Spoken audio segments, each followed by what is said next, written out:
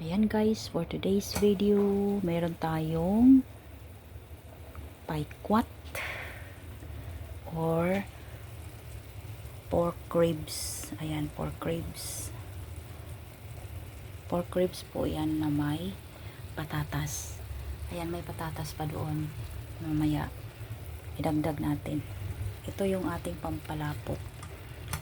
Ayan, pakuluin natin yan ng 20 minutes para maging malambot siya.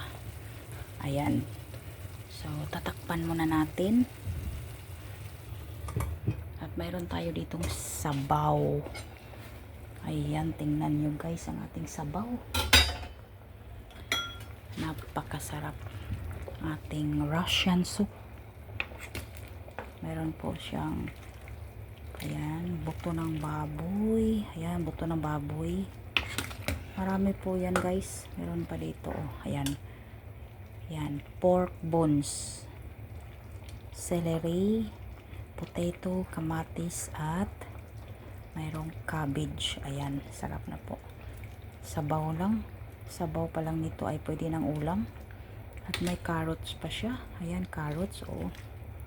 Nilagyan na natin yan ng asin, pampalasa at seasoning, konti lang. Ayan guys.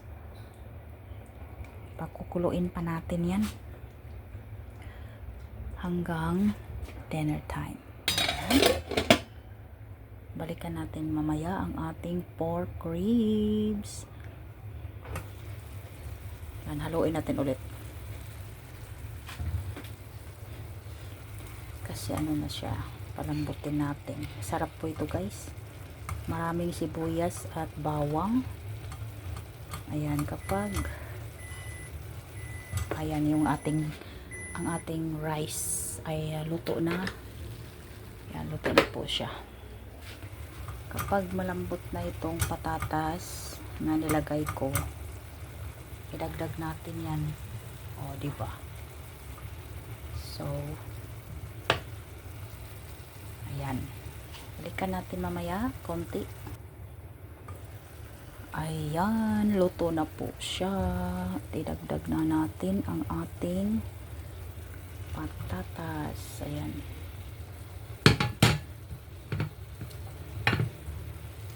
Ayan.